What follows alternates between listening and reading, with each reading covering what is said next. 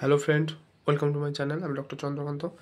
আজ আপনাদের যেটা আলোচনা করব সেটা হচ্ছে সুগার পেশেন্টদের জন্য, অর্থাৎ ডায়াবেটিস পেশেন্টদের জন্য কোন কোন সবজি খাওয়া যাবে না, অর্থাৎ কোন কোন সবজি খেলে সুগার বেড়ে যাবে বা ডায়াবেটিস বেড়ে যাবে।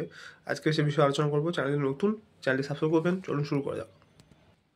অর্থাৎ যে সমস্ত সবজি গ্লাইসেমিক ইন্ডেক্স কম সেগুলো খাওয়া উচিত, সেগুলো খেলে কিন্তু সুগার বাড়বে না।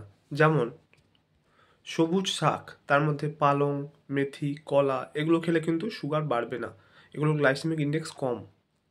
এছাড়াও সুগারের রোগীরা শসা, পেঁয়াজ, টমেটো, ক্যাপসিকাম এগুলো খেতে পারেন। এগুলোতে পুষ্টিগুণ বেশি থাকে এবং ফাইবার বেশি থাকে এবং গ্লাইসেমিক ইন্ডেক্স কম, তাই এগুলো খেলে কিন্তু সুগার বাড়বে না।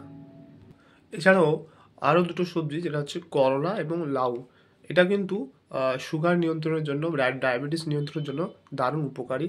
আপনারা এটা খেতে পারেন।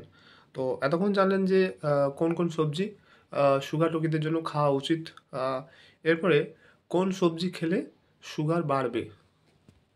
তো এই সমস্ত সবজি যেগুলো মাটির নিচে জন্মায়, সেই সমস্ত সবজি যেমন আলু, মিষ্টি আলু, ভুট্টা, বাটার স্কোয়াশ, এগুলো কিন্তু খেলে সুগার বাড়বে, কারণ এগুলোর মধ্যে গ্লাইসেমিক ইন্ডেক্স খুব বেশি থাকে।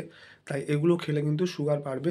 তাই সুগার রোগীরা, ডায়াবেটিস রোগীরা আলু, মিষ্টি আলু, ভুট্টা, বাটার স্কোয়াশ এগুলো কিন্তু খেতে যাবেন না, এগুলো খেলে কিন্তু সুগার বাড়বে। তো আজকে জানলেন যে কোন কোন সবজি খেলে সুগার বাড়বে, সেগুলোকে অ্যাভয়েড করতে হবে সুগার রোগীদের জন্য। এছাড়াও সুগার রোগীদের জন্য কোন কোন সবজি ভালো, সেটা আজকে জানলেন। তো আজকের ভিডিও এই পর্যন্ত। চ্যানেল নতুন, চ্যানেল সাবস্ক্রাইব করবেন, ভিডিও লাইক করবেন। Thank you for watching.